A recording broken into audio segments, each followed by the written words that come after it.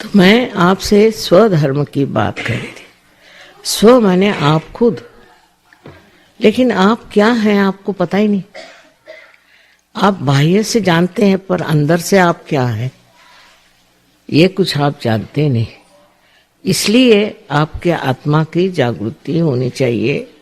आत्मा जो है आपके चित्त आने चाहिए, चित्त में आना चाहिए। जब वो आएगा तभी आप अपने को जानिएगा। अभी तक आप अपने को जानते ही नहीं हैं। तो आप जब कहते हैं मैं ये करता हूँ, मैं, तो ये मैं है कौन, इसका तो पता लगना चाहिए कि मैं कौन है।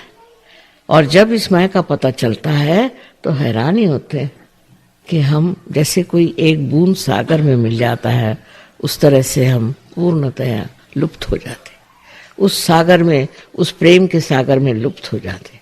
और वही सागर, वही परम चैतन्य हमें सब कुछ देता है। हमारी सब आकांक्षाएं पूरी हो जाती हैं, हमारे सब जिसको कहते हैं प्रश्न हैं वो सब छूट जाते हैं। ये करने की उन्हीं में शक्ति है। हमारे अंदर शक्ति नहीं, हम तो सोच सोच के पगला जाएंगे, कार्य नहीं होता। हर तरह की चीज उसमें ठीक होती। आपको अब जैसे बहुत सी चीजें हैं, अब जैसे सामने श्री कृष्ण का वो समय है जबकि उन्होंने युद्ध में क्या बात करी थी गीता, उसको भी समझने के लिए मेरे ख्याल से जब तक आपका स्वधर्म जागृत नहीं होगा आप समझ नहीं पाए। पहली बात है कि कृष्ण ने कहा भक्ति में कि पुष्पम फलम तोयम, तुम कुछ भी हमें दो तो वो हम स्वीकार कर लें। और देखिए शब्दों में खेले, क्योंकि जरा वो जानते थे कि मनुष्य महामूर्ख है तो उसको शब्दों में खिलाना चाहिए। मेरे जैसे सीधी सादी बात नहीं करते थे, जरा गोल घुमा के करते थे। तो कहते कि मिलेगा क्या, मिलेगा तब जब आप में अनन्य भक्ति हो। अब बता, अनन्य शब्द पे खेल गए। वो साधारण मनुष्य नहीं समझ सकता अनन्य खेल क्या होता है। अनन्य ऐसा है जब दूसरा नहीं रह जाए।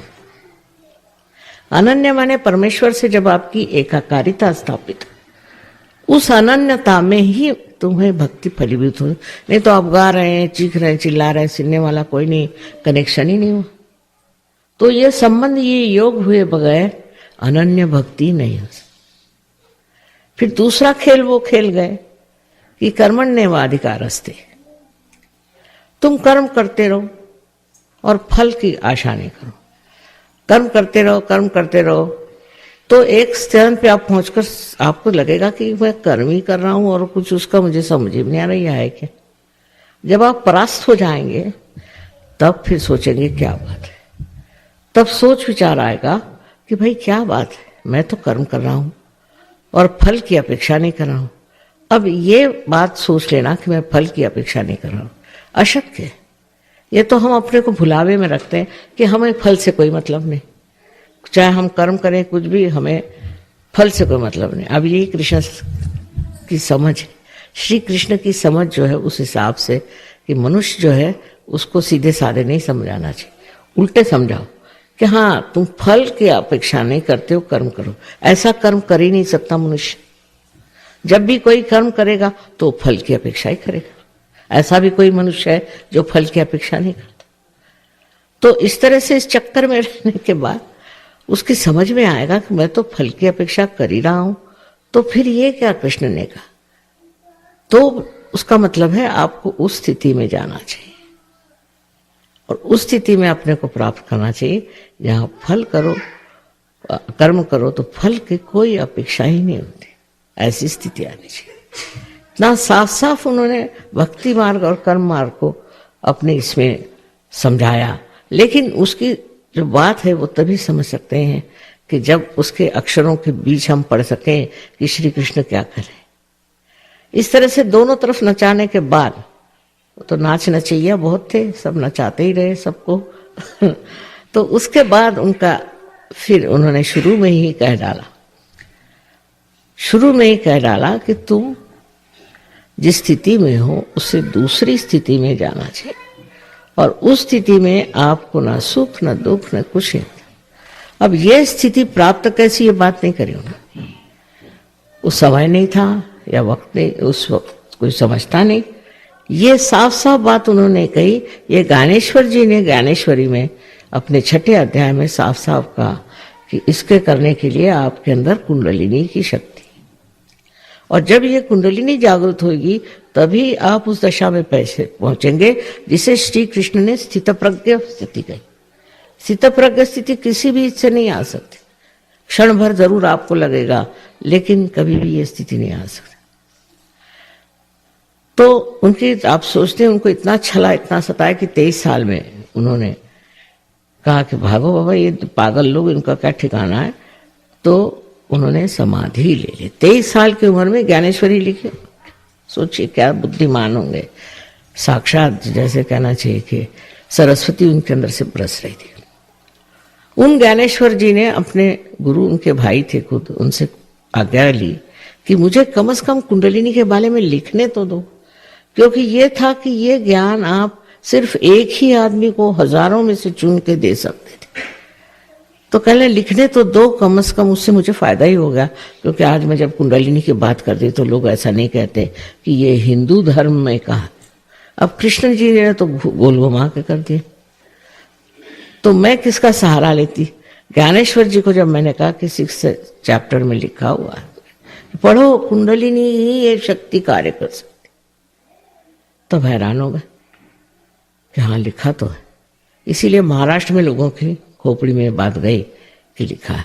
पर उन्होंने क्यों? कबीर दास जी ने लिखा है, पर वो जैसे कि पद्य में लिखा है, तो सारी बातें उन्होंने कुंडलिनी की लिखी है। आपको आश्चर्य होगा कि इतना साफ उन्होंने लिखा है कि शून्य शिखर पर अनहद बाजी दे। अनहद माने वही स्पंद, शून्य शिखर पर, यानी इस जगह से अनहद निकलता। ये उन्होंने साफ साफ लिख दिया, पर कबीर को तो कोई समझता ही नहीं मेरे ख्याल से। ईड़ा पिंगला सुख मन नाड़ी रे, ये जो 3 नाड़ियां हैं, इसका वर्णन इतना सुंदर दिया उन्होंने। पर वो कुछ तो भी कहते वक्त को काव्य में कुछ समझा कर कहते थे। जैसे उन्होंने कहा कि सैया निकस गए मैं ना लड़ी थी। तो हमारे लखनऊ वाले सोचते सैया माने प्रिय कर, क्षमा। लखनऊ में लोग बहुत दिलफेक बहादुर है, और उन्होंने सोचा कि इसका तो मतलब माँ होता है कि हमारे प्रिय कर चले गए। मैंने कहा आपको यही दिखाई गया, कबीर जी को इसकी अकल कहाँ से होगी कि अपने प्रिय कर चले गए। उन्होंने इसलिए कहा कि मेरी जिंदगी चली, मैं ना लड़ी। जब मेरी मृत्यु आई तो मैं लड़ी नहीं। इतना उन्होंने मृत्यु पर लिखा था। और आगे का ये लिखा है, चदरा ओढ़ के पलंगा पड़ी थी। साफ साफ उन्होंने लिखा, पर लोगों के समझ में नहीं आता। अब उसको प्रिय कर समझ रहे हैं। जब पहली चीज गलत गई तो सारी चीज गलत गई। और उन्होंने गोल घुमा घुमा करके लिखा, क्योंकि मनुष्य अगर कहे कि मृत्यु के समय में तो कोई पढ़ेगा ही नहीं। मनुष्य को लोग बहुत समझते थे, और इसलिए सबने ऐसे ही गोल गोल घुमा करके बात कही, सीधे करी नहीं। क्योंकि सीधे करने पे लोग मुंह मोड़ लेते।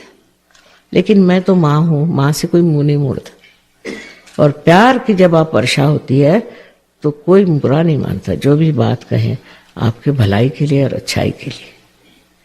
इस तरह से श्री कृष्ण के बड़े उपकार हैं मेरे ऊपर भी। उन्होंने इस तरह से लोगों को समझा दिया कि वो इस पर बैठे रहे। पहले ही चैप्टर में देखिए, कोई दुकानदार होता सबसे पहले अच्छी बात नहीं बताएगा, सबसे पहले सबसे हल्का दाम, फिर उससे अच्छा, फिर उससे अच्छा। लेकिन वो दुकानदार नहीं थे, तो उन सबसे पहले बताता कि स्थितप्रज्ञ हो जाए। स्थितप्रज्ञ हो जाइए। होंगे कैसे, इस पर उन्होंने जो विश्लेषण किया है वो भी बड़ा मजेदार है।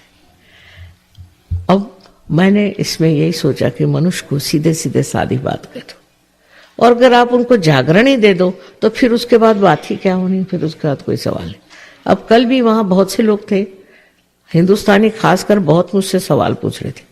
पढ़े लिखे होंगे, कुछ थोड़ा बहुत जानते भी होंगे, तो हिंदुस्तानी ज्यादा सवाल पूछ रहे थे। और यहाँ के लोग नहीं, यहाँ के चुपचाप बैठे सुन रहे थे कि माँ क्या। जब उन्होंने सवाल पूछा, सब खत्म हुआ, मैंने कहा अब लोग जाने लगे, अब सवाल बंद करिए। तब सवाल बंद हुआ और तब जागरण का कार्य हुआ। तो ये सवाल जवाब की बात नहीं है, ये पाने की बात है।